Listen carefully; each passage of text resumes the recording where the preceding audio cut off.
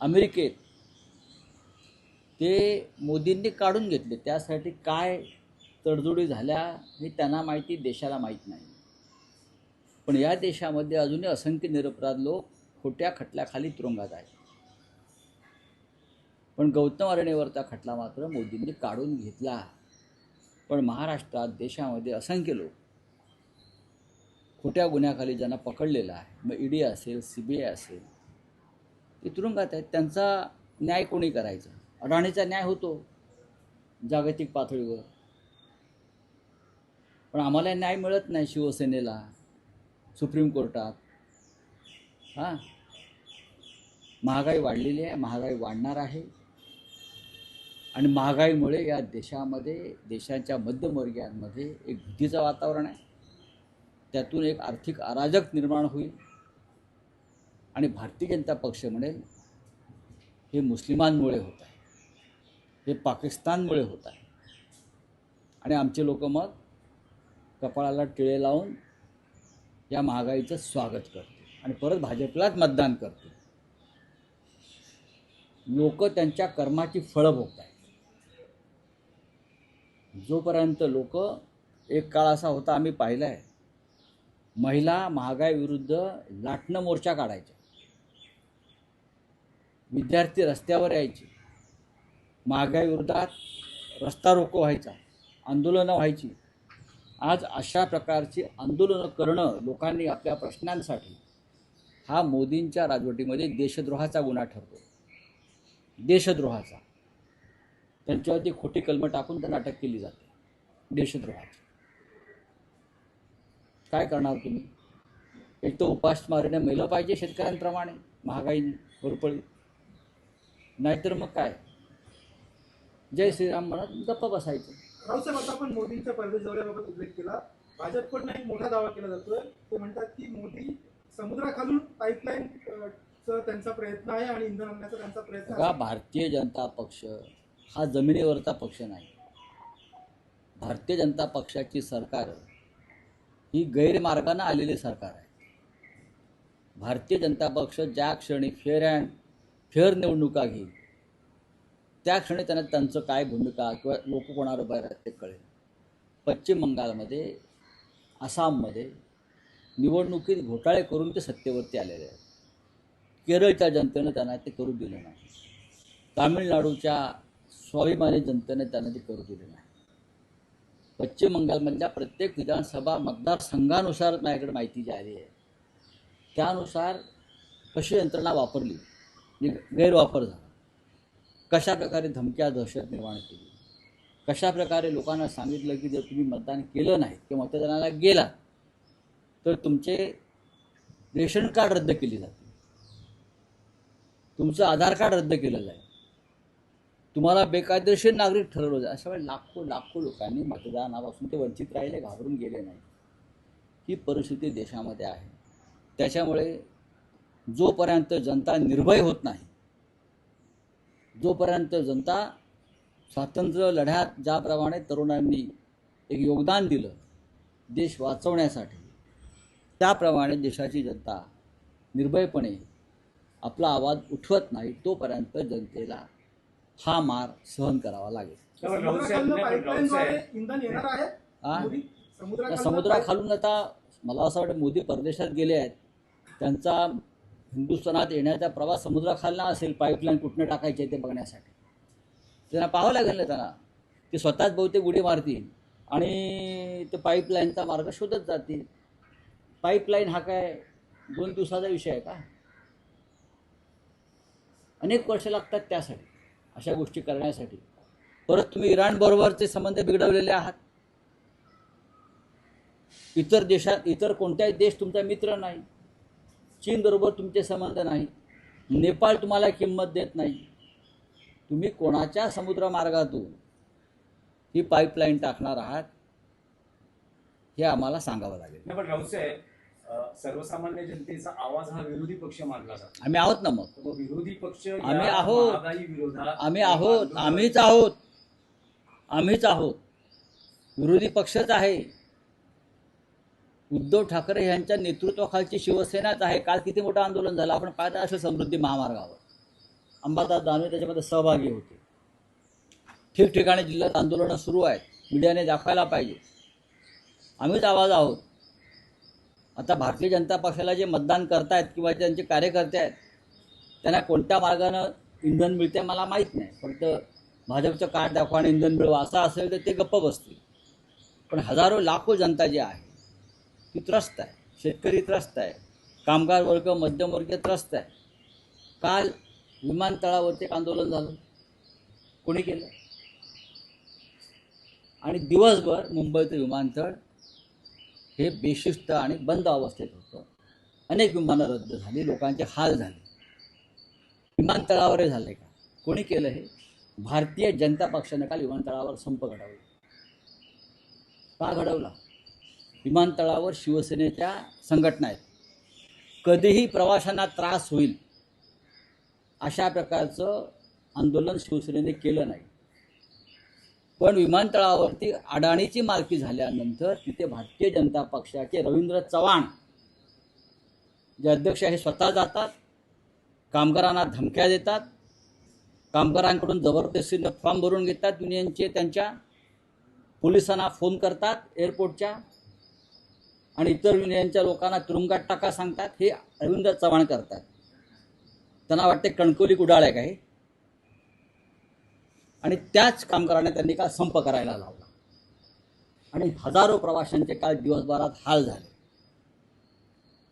बाळासाहेबांची आम्हाला शिकवण होती, जी सर्व्हिस इंडस्ट्री आहे तिथे तुम्ही डिस्टर्बन्स म्हणजे गैरव्यवस्थापन होईल असं करू नका. त्याच्यामध्ये इस्पितळा संप करू नका. हॉटेल जी मोठी आहेत पंचतारांकित परदेशी गेस्ट तिकडे येतात तिथे संप करण्याचं टाळा. विमानतळांसारख्या ठिकाणी रेल्वे शक्यतो टाळा. लोकांना त्रास होतो. सरकार कोणाचं अडाणीचं आहे ना विमानतळावर. मग तुम्ही संप करून लोकांना का वेठीस धरताय मिस्टर रवींद्र चव्हाण? हे भारतीय जनता पक्षाच्या प्रदेशाध्यक्षाचं काम आहे का? स्वतः जाऊन फॉर्म भरून घ्यायचे, जबरदस्तीनं धमक्या द्यायच्या? ठीक आहे, सत्ता आहे, जाईल ना तुमची सत्ता केव्हा तरी. तुम्ही का अमरपट्ट्या घेऊन आलात का? कामगारांच्या मागण्या न्याय्य आहेत. शिवसेना त्यांच्यासाठी, शिवसेनेने पण त्या विषयावर परवा मोर्चा काढला होता शांतपणे. तुम्ही विमानतळावरती गोंधळ घालताय, लोकांना त्रास देत आहे का? कुठला प्रकार आहे? देवेंद्र फडणवीसांना माझं आव्हान आहे, हा तुम्ही जनतेचे नेते आहात ना, हा त्रास जो लोकांना तुमचे लोक देत आहेत रवींद्र चव्हाणसारखे, हा तुम्हाला मान्य आहे का? काहीतरी माणुसकी आणि शिस्त ठेवा राजकारणामध्ये.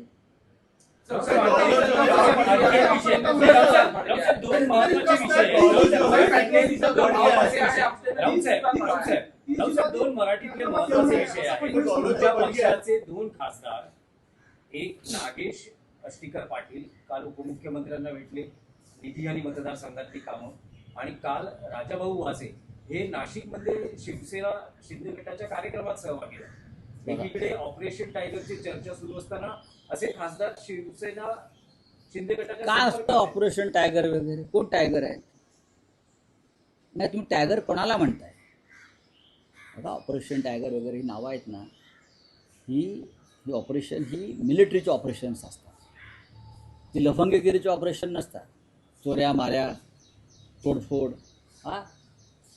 नागेश अष्टीकरांचा विषय हा त्यांच्या मतदारसंघातला निधीचा 100% आहे. वारंवार ते आमच्याशी चर्चा करतात. ते हतबल आहे. अनेक खासदार, मग काँग्रेसचे असतील, राष्ट्रवादी काँग्रेसचे असतील, शिवसेनेचे म्हणजे आमच्या शिवसेनेचे ओरिजिनल शिवसेनेचे मतदारसंघातली कामं जी लोकांनी निवडून दिलेले आमच्या आमदार खासदार करायचीच नाही. ही कोणती लोकशाही? हे कोणते संविधान? नरेंद्र मोदी, तुम्ही देशाचे प्रधानमंत्री आहात. सर्व खासदार तुमचे आहेत. देवेंद्र फडणवीस, तुम्ही या राज्याचे मुख्यमंत्री आहात महाराष्ट्राचे. लक्षात घ्या. फक्त भाजपच्या 10-20 खासदारांपुरते तुम्ही नाही आहात. तुम्ही या राज्याचं नेतृत्व करताय. या राज्याचा विकास व्हायला पाहिजे. जो भाग विरोधी पक्षाने जिंकलेला आहे तिथे विकास करायचा नाही. हे कोणतं धोरण आहे तुमचं? हे माझं देवेंद्र फडणवीस यांना माझं सरळ आव्हान आहे की तुम्हाला हे मनाला पटतंय का?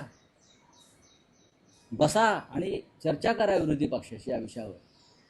काय चाललं आहे महाराष्ट्रात? तुमच्याच राज्यामध्ये नीटचं काय झालंय? नीट मारली ना युवकांची, भाजपनेच हे सगळे लोक भाजपचे आहेत.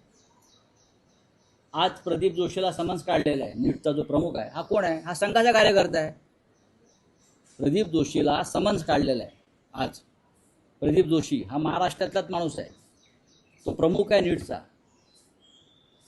त्याला आज समन्स काढलाय. हा RSSचा रिसर स्वयंसेवक आहे हा माणूस.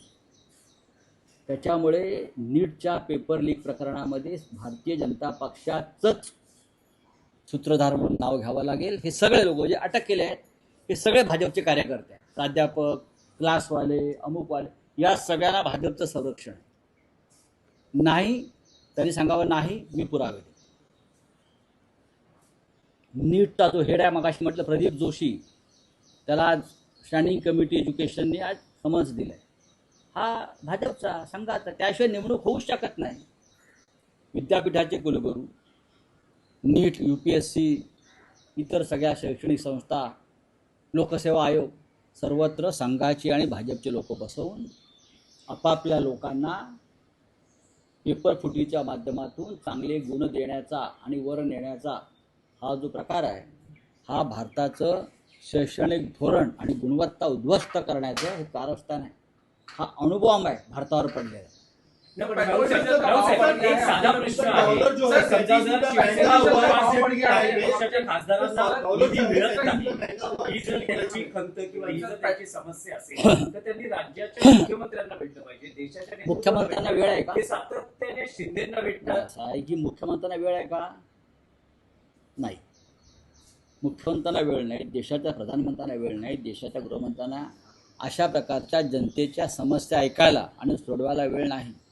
एक काळ होता आमदार, खासदार आणि नगरसेवक ह्यांना कोणत्याही पक्षाचा तो असला तरी मुख्यमंत्री त्यांना सन्मानानं त्यांच्याशी चर्चा करत होते. आता पक्ष बदलून अपॉइंटमेंट मिळते, पक्ष पाहून अपॉइंटमेंट, या पक्षाचं आहे त्याला भेटायचं नाही, त्या पक्षाचं आहे त्याला भेटायचं नाही. ही या राज्याची संस्कृती आणि परंपरा कधीच नव्हती देवेंद्रजी. काही मंत्री खासगीत बोलतात आमच्याशी, पण घाबरून बोलतात. असं नव्हतं. आप बोलिए. पेट्रोल डीजल का भाव बढ़ गया है, हफ्ते में दूसरी बार ये डॉलर का भाव भी 37 रुपया हो गया है बीजेपी की तरफ। कितना हो गया? 37 रुपया महंगा हो चुका है क्या? डॉलर का प्राइस। अब तो डॉलर पूरा, देश का रुपया तो पूरा लुढ़क गया. अभी 100 पार हो गया ना. हाँ, 5 रुपया बढ़ गया वापस. तो उसमें नई बात क्या है? ये तो होने वाला ही था. जिसको महंगाई मखा रही है, मार रही है, ये अगर भाजपा के लोग हैं तो जय श्री राम बोलो, 10 रुपया कम हो जाएगा. यही तो भारतीय जनता पार्टी का मंत्र है ना, जय श्री राम बोलो सब कुछ मिल जाएगा. तो जिनको लगता है कि बहुत महंगाई हो गई, अब घर कैसा चलेगा, चूल्हा कैसा चलेगा, और मैंने तो बीजेपी को वोट दिया है, तो आराम से बैठो सब लोग एक साथ, और मोदी जी के घर के सामने जाकर या मुख्यमंत्री देवेंद्र जी के घर के सामने जाकर जय श्री राम के नारे दीजिए, सब कुछ सस्ता हो जाएगा. यही भारतीय जनता पार्टी का महंगाई कम करने का मंत्र और तंत्र है. कर लीजिए. हमारे जैसे लोग हैं, हम संघर्ष करेंगे, हम लड़ेंगे, हम मोर्चा निकालेंगे, हम आंदोलन करेंगे, लड़ते रहेंगे. एक ज़माना था जनता महंगाई के खिलाफ सड़क पर उतरती थी, खास करके बीजेपी, सुषमा स्वराज जी, स्मृति ईरानी जी, हाँ आते थे ना सड़क पर सिलेंडर लेके, प्याज लेके. अब कहाँ गए वो लोग? अब महंगाई का मार जो है वो राष्ट्रभक्ति है, आपको सहन करना चाहिए, चाहे लोग मरे या शमशान में जाए. सर, अमेरिका ने 1 महीने का और एक्सटेंशन दिया है. मेहरबानी है, इंडिया को रशिया से मेहरबानी है, अमेरिका की बहुत बड़ी मेहरबानी है इस देश पर. मोदी जी के ऊपर मेहरबानी है, अडानी के ऊपर मेहरबानी है, सबके ऊपर मेहरबानी है. मैं हाथ जोड़कर उनको प्रणाम करता हूँ. भाई मेहरबानी है आपकी हमारे पर.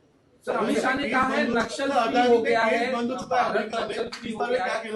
अमित शाह ने कहा महंगाई फ्री करो, भारत महंगाई फ्री करो.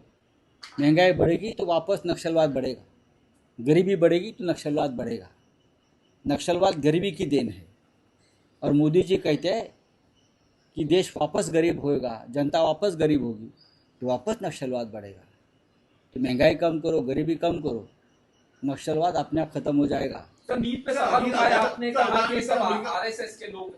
नीट और क्या सीईटी ना, हाँ, university, vice chancellors, UPSC, MPSC, जहाँ जहाँ शैक्षणिक संस्थाएं हैं वहाँ सब आरएसएस ने अपने लोग बिठाए हैं, बीजेपी ने अपने लोग बिठाई है। तो जो पेपर लीक का मामला है उसमें जिम्मेदार कौन है? यही लोग हैं, बीजेपी और आरएसएस जिम्मेदार है। मैंने आज पढ़ा है कि स्टैंडिंग कमेटी जो है एजुकेशन एचआरडी की, उसने समन्स किया है नीट के चीफ को, प्रदीप जोशी को। प्रदीप जोशी कौन है? आरएसएस का आदमी है, आरएसएस का स्वयंसेवक है, इसीलिए तो उसकी वहाँ अपॉइंटमेंट हो गई है। महाराष्ट्र से है। देवेंद्र जी को मालूम है ये सब क्या गोड़ बंगाल है। ये पूरी बीजेपी ये पेपर लीक के पीछे है, अपने अपने लोगों को ऊपर चढ़ाने के लिए, हाँ, परसेंटेज बढ़ाने के लिए। ये बहुत बड़ा खेल होगा और सभी लोग हैं बीजेपी के, उसकी जिम्मेदारी बीजेपी की है। हमारे बच्चों का भविष्य उद्ध्वस्त कर दिया है लोगों ने, ये बीजेपी ने, आरएसएस ने। प्रायश्चित लेना चाहिए लोगों ने, मोहन राव भागवत जी ने प्रायश्चित लेना चाहिए। सब उनके लोग हैं ये, उनके विचारधारा के लोग हैं ये। चलो आरएसएस का विषय होता है, राउत साहेब, आरएसएस का विषय होता अदानी टारगेट बंद कर दिया है, वो लोग इन्वेस्टमेंट कर रहे हैं।